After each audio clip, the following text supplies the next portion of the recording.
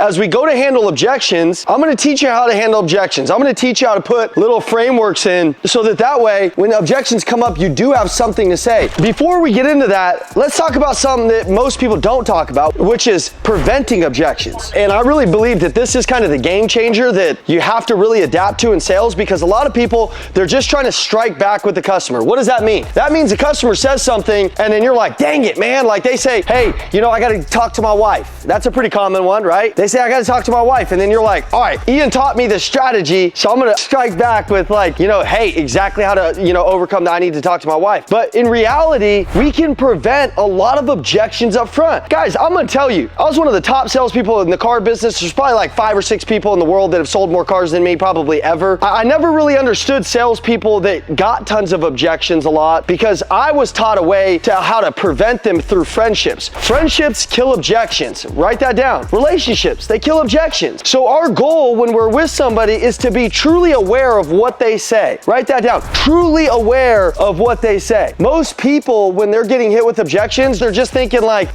oh my God, how do I get this sale? How do I get this sale? And so half the time, the way that your face looks, the way that your mind looks, the way that your mind is thinking, you're only thinking about responding intelligently. So in fact, you look kind of dumb. It's like, you're like this, oh shit, they said something, I gotta reply, I gotta say something. I want you to just be cool as a cucumber. And I want you to just slow down, okay? Let's go to the I need to talk to my wife objection. Now I want you to think about this frame. We're gonna put a frame inside of our sales conversation, inside of our sales process, okay? So we're in 100 different industries, so I can equate them to anything. So let's say that I need to talk to my wife, and let's go to car sales, and then we'll get into some things. Hey, it's the Macklin Twins. Thanks for watching the video. Listen, if you want our free word track guide, 52 word tracks will teach you how to dominate sales, just text 480-780-2203. It'll teach you how to dominate. Let's get back to the video. Text us, let's go. If I greet a customer and they walk through the door and I'm talking to the customer and I find out that he's married, I want to ask questions that are going to build relationships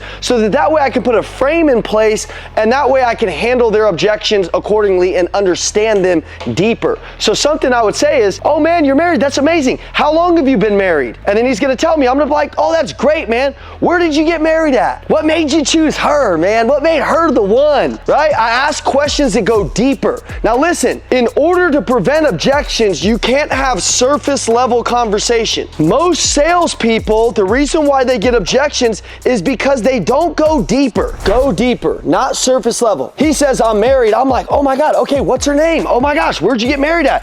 Hey, you got a picture of her? Here, let's check out a picture of her. And I'm like, oh my gosh, man, that's a beautiful family, dude. You got pictures of the wedding? Let me see, man. I'm getting ready to get married next year. I want to see some pictures, man. Okay, guys, pause. This is where most salespeople get lost. This conversation of me taking them deeper, it's an awareness level that you have to have in your mind so that you're connecting with them deeper and you can really truly understand that if this objection comes up, it's real or it's not real. But most people don't really get to know somebody. So in fact, when they get an objection, they don't even know how to handle it. Let's imagine this. In that conversation of I need to talk to my wife, something that I commonly said was, listen, man, you probably bought a few cars with your wife, right? And he's like, yeah.